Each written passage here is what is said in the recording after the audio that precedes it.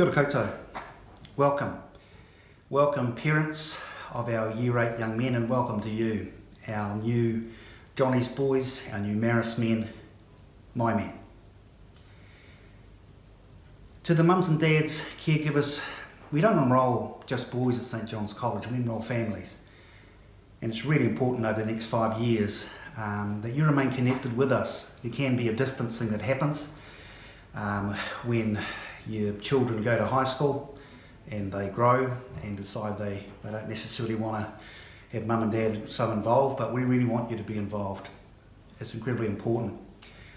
We also need your support to help us out, perhaps in sports teams, but also supporting us and helping grow your young men and supporting our kaupapa, our traditions, our rules, and communicate with us, please. If there are issues, let us know and we'll work through them.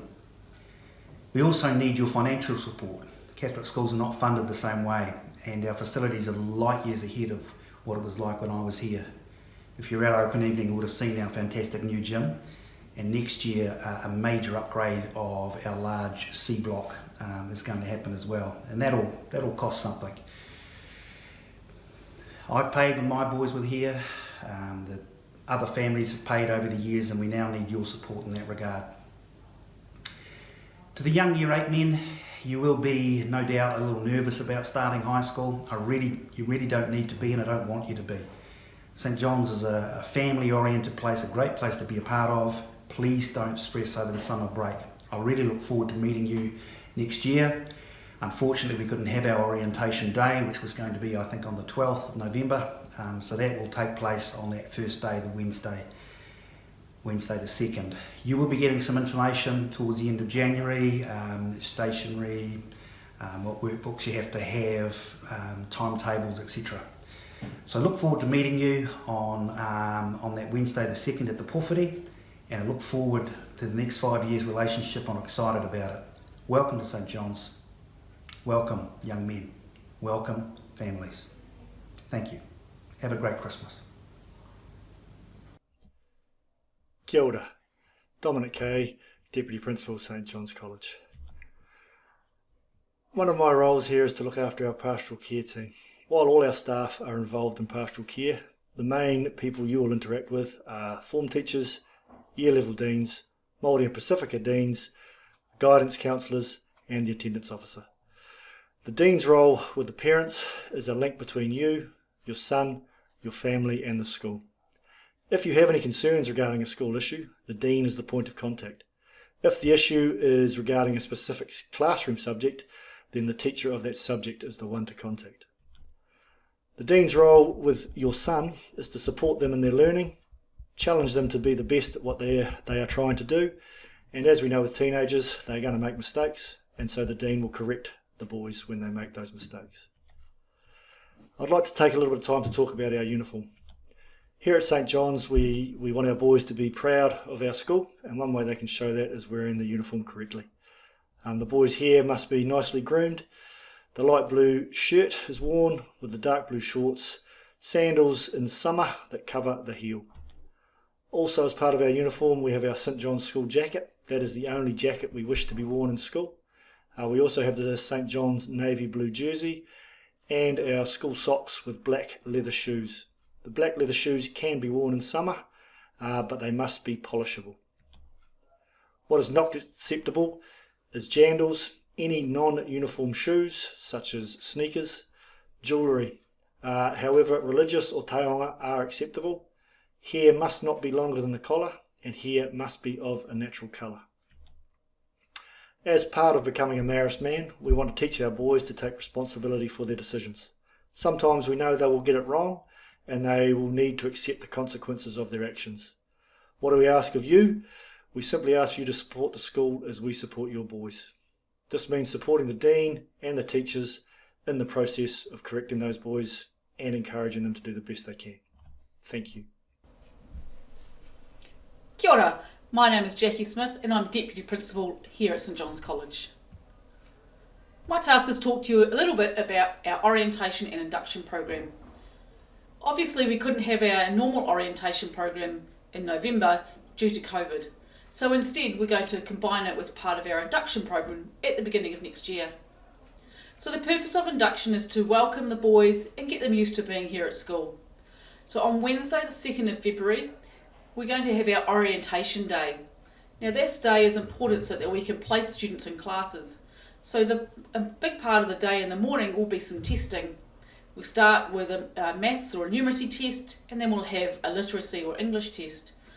We would prefer if you bring your devices for that day so that we can get you used to the system. Those students who applied for the ADP program will partake or have a go at their physical testing in the afternoon. Those students who are not in the ADP program, you'll be having some fun PE activities. On Thursday and Friday, the 3rd and 4th of February, we're going to have our induction program, which is our Tuakana Taina program. We have approximately 30 Year 12 boys whose job will be to ensure that you, as a new Year 9 student, feel comfortable with being here at St John's. So during those 2 days, there'll be a range of activities for the students.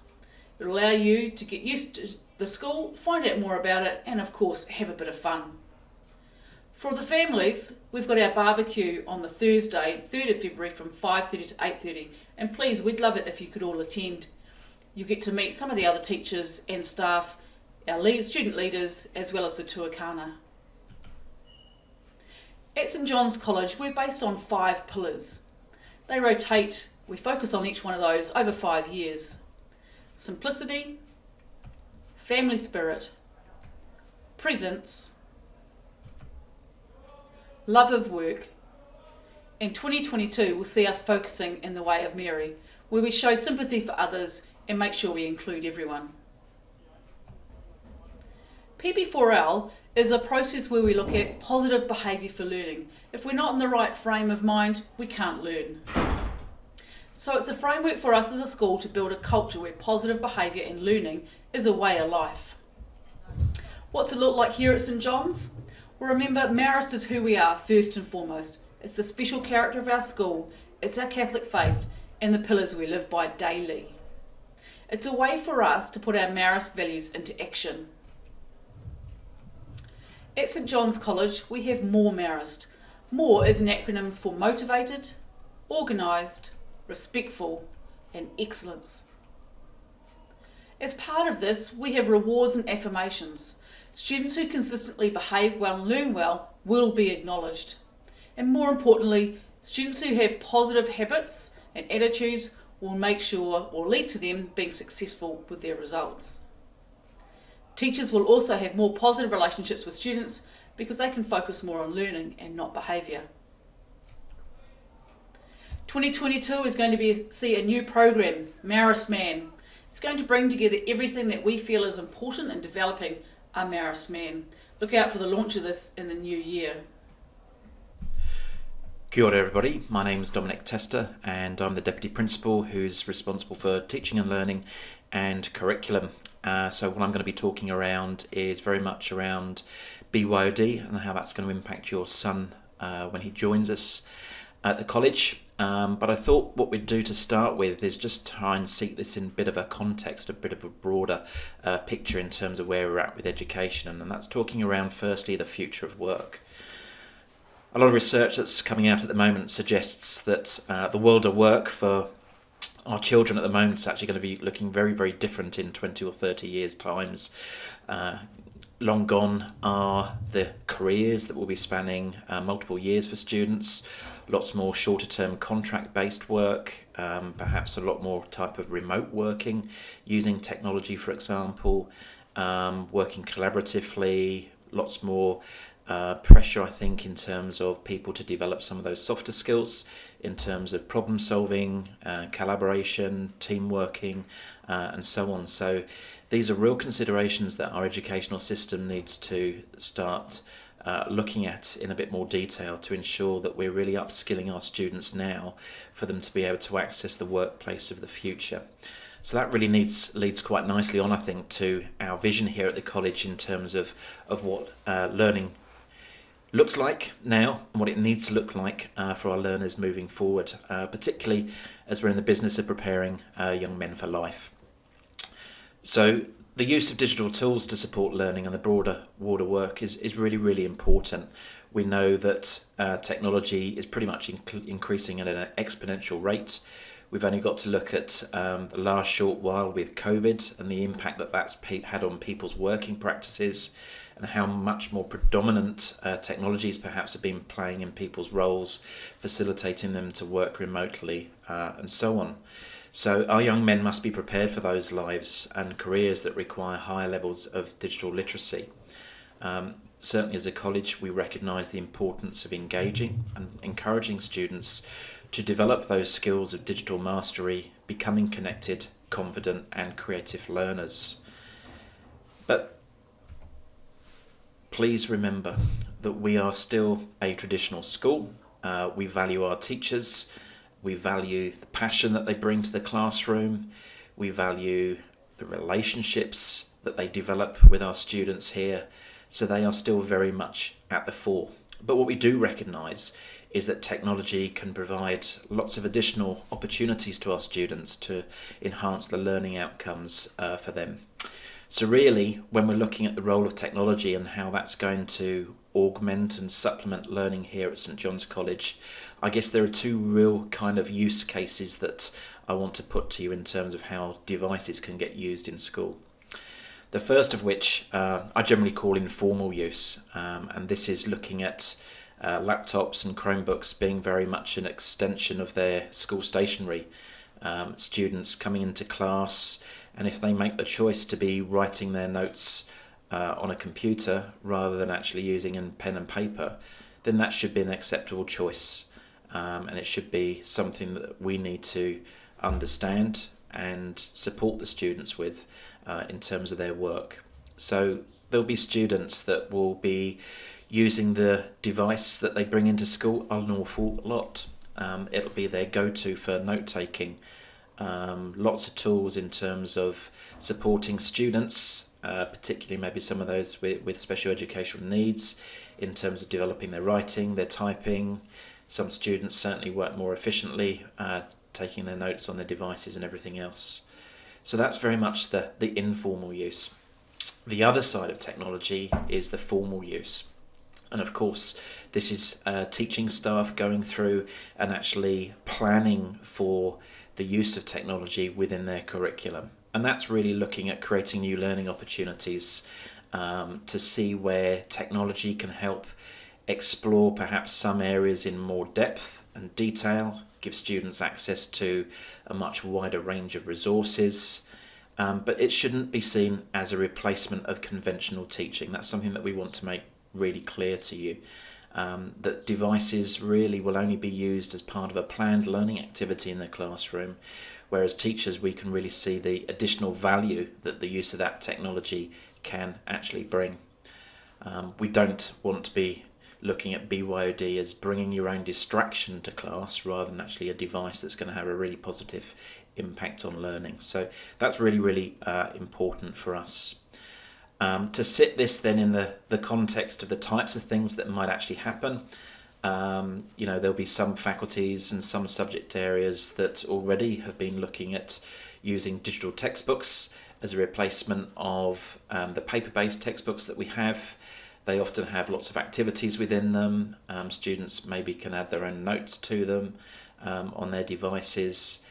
For example, we use Education Perfect as a cloud-based education provider to provide us with lots of learning content and materials to support, for example, home learning outside of the classroom as well. The technology is also changing the nature and style of assessments, I think. Traditionally with NZQA, assessment has been very much looking at written assessments, report writing and so on, and that doesn't necessarily play to the strengths of all of our students. So certainly technology can play an important part at looking at supporting students being a little bit more creative with how they might be gathering assessment evidence. They might be putting a video together, putting an audio podcast together, a presentation, something that really taps into their creativity and supports them to ensure that the assessments they're producing really reflect their potential. I think that's really, really important.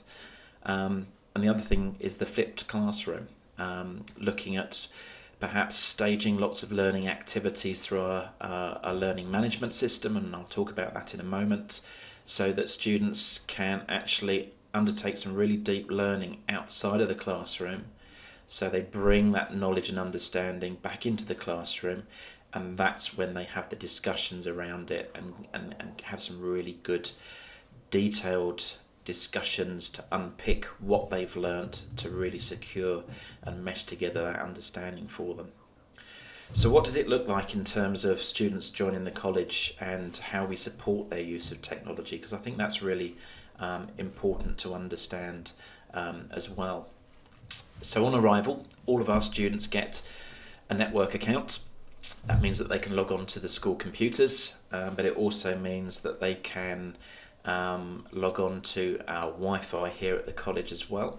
Our internet connectivity is provided by N4L, that's Network for Learning, as is the case for the majority of schools across the country.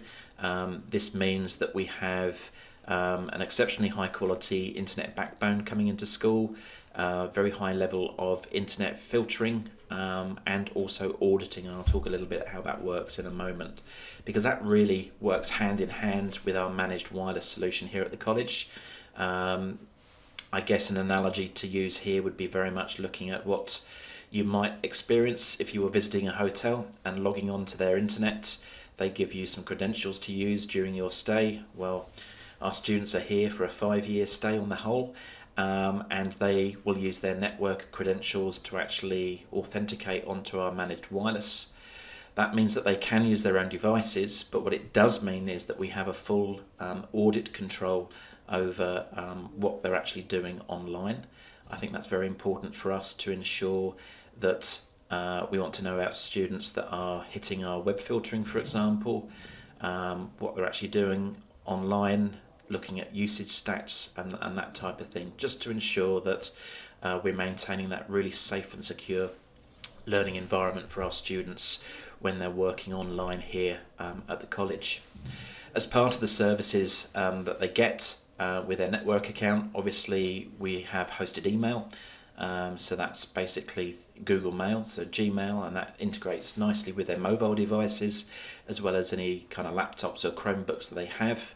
I'll talk a little bit more on the next slide around Google accounts, but one of the things it does give to our students is an unlimited amount of online storage, so that's something that they need to bear in mind, that they have access to a huge amount of resource whilst they're here within that technology environment here at the college.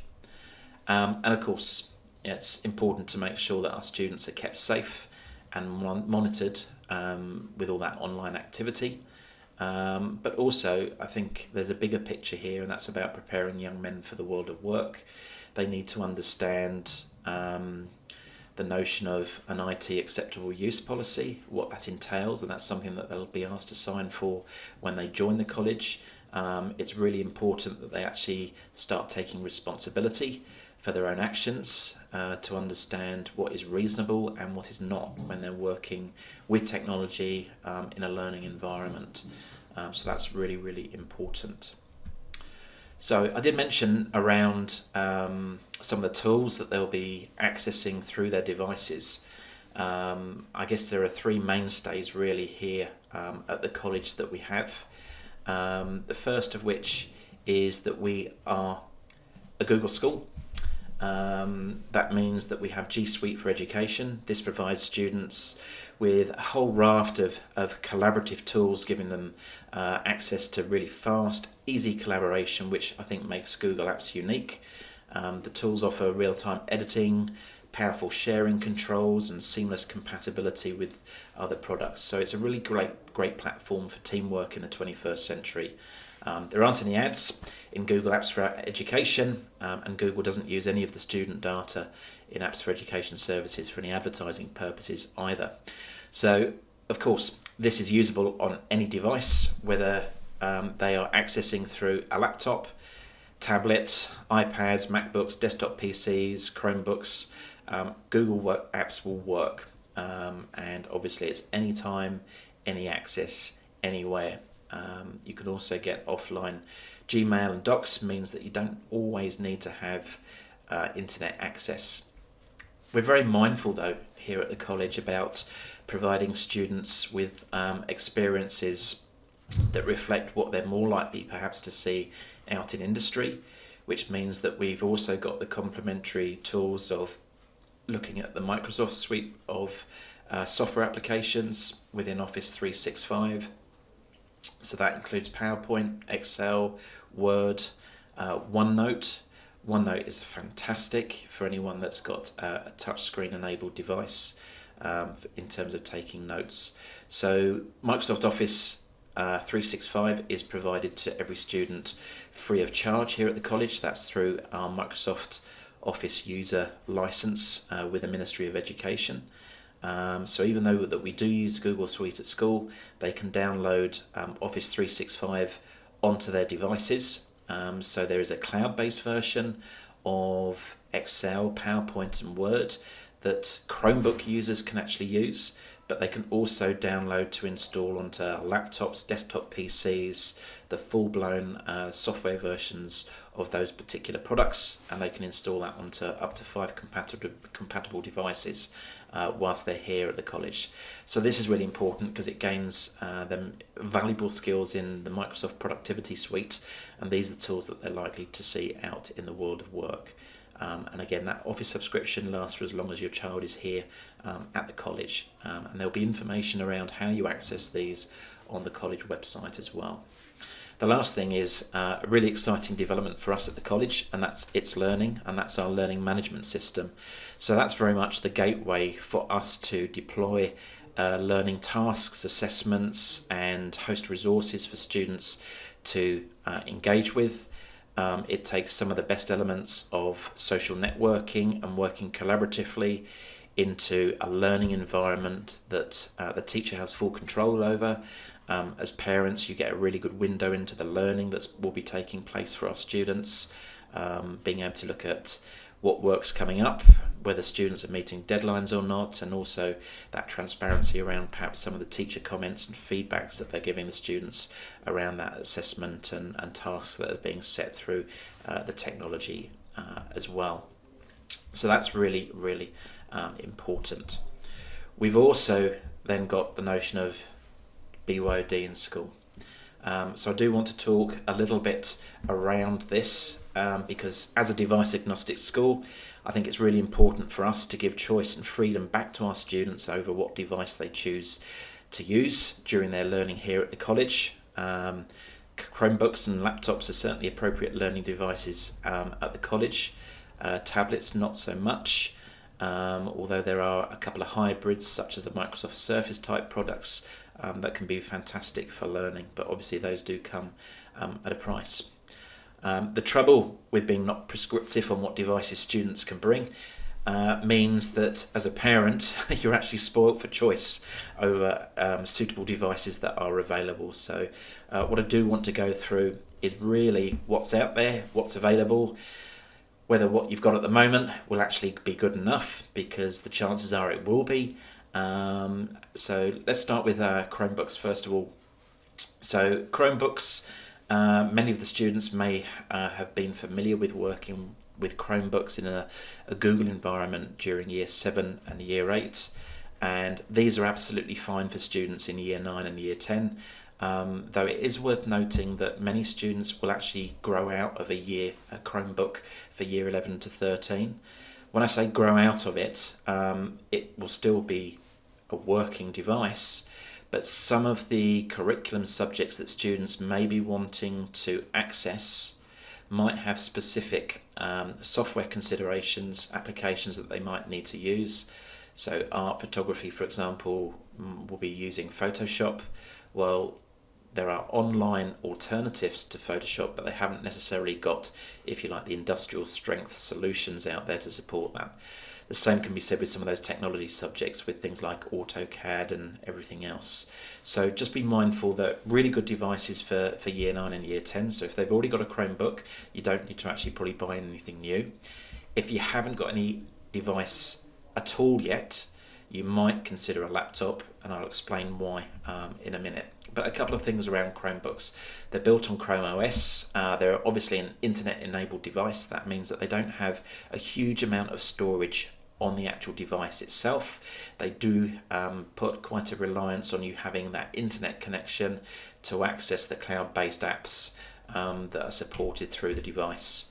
There are different types of Chromebooks. Obviously you can get laptops, you can get convertibles with detachable keyboards and touch screens, but of course all of those will come at different price premiums as well.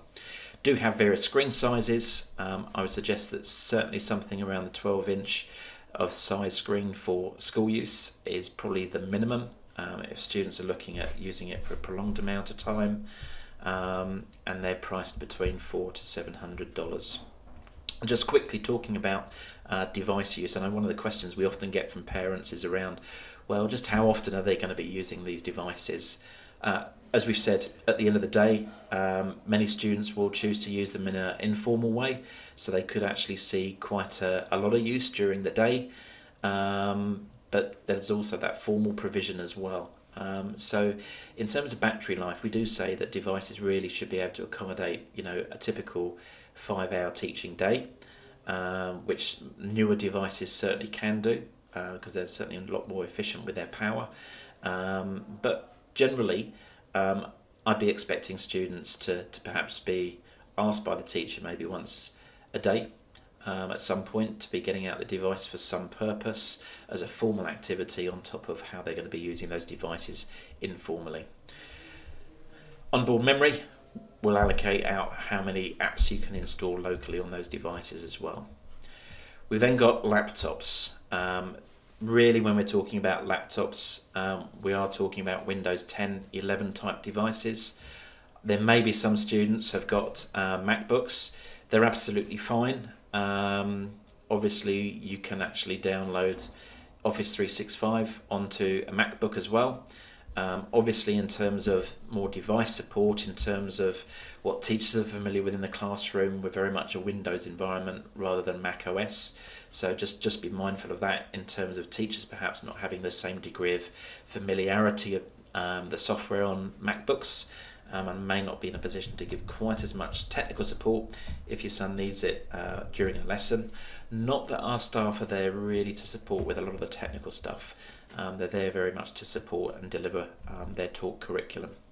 So there's a few considerations to make with laptops. The processor and the RAM. I would certainly say if you're looking at a laptop, it's better to look at a laptop as a more medium-term purchase rather than just something for year 9 and 10. If you do make the right purchase, the chances are that that laptop will last all the way through until year 12 and year 13. So in terms of processor, you're looking really at probably an i5 Intel processor or an AMD equivalent. 8 gigabytes of RAM. Size of the hard drive will really determine how many software products they can put on. We certainly recommend at the bare minimum of 128 gigabyte SSD. I'd certainly be recommending a 256 gigabyte drive. Obviously look at the robustness of devices. These are going to live in students' bags for quite a long time. They're going to get carried around an awful lot, so we want something that's going to be fairly rugged and not too easily damaged. Display size, again, anything with a 12.3 inch screen and above is great. You tend to find that the larger the screen, the more powerful processing notebook will have. When you look at the specifications, just don't fall into the trap of the boys telling you need to spend a huge amount of money on the laptops, because you don't. Again, battery life is an important consideration, and from our perspective, look, we've been using devices an awful long time, and there is a difference between manufacturers. We certainly would be recommending that you shortlist products from HP, Lenovo, Asus, Dell and Microsoft. We wouldn't be looking at Acer products. We've had a number of issues with Acer products in the past. That's just my personal opinion. You just need to do your own research around that. Please don't go out spending $2,000 plus on the latest gaming laptop because your son says he needs it. That's definitely not the case. Though it is fair to say, I think, that laptops, the price bracket that you're going to be looking at is going to be more than a Chromebook, but then it does quite a bit more than a Chromebook in terms of what applications that you'll be able to install, things like Photoshop, video editing, for example. Can't really do that on a Chromebook. You can, obviously, on a laptop. The quality of the screens, again, some of them are touch screens. Convertible devices like Microsoft Surface, where you might have a stylus so you can actually use it as a tablet and take notes in OneNote. Some students really like that, but again, you need to find your way through what's really going to be appropriate for your son, because that will really dictate the kind of price window that you're going to be spending on a device. But laptops anywhere in the region from kind of $600 to $700, all the way up to perhaps $1,600 if you're looking at something like a Microsoft Surface or something that's got a slightly higher specification.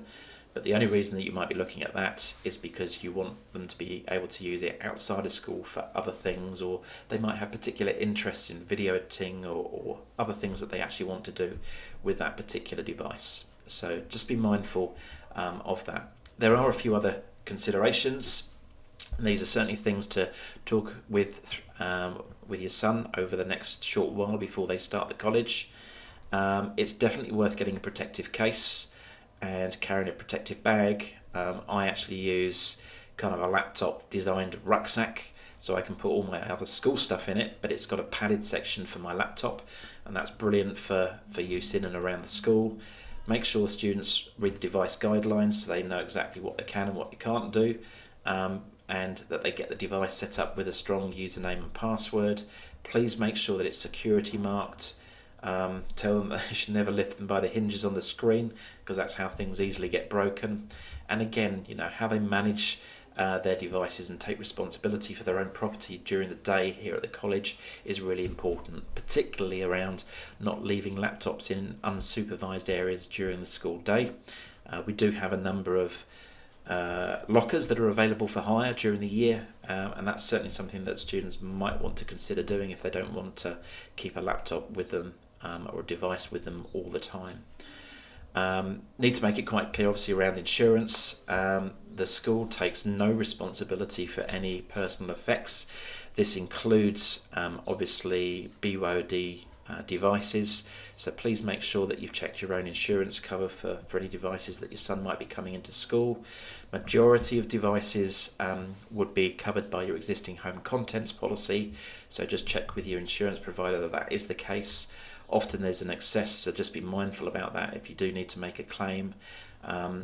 If you are buying a more expensive laptop, just also look at whether you need to put that as a named item on your policy with a named value, so that your cover is extended to that device too. Other things I've mentioned, just the life of the device.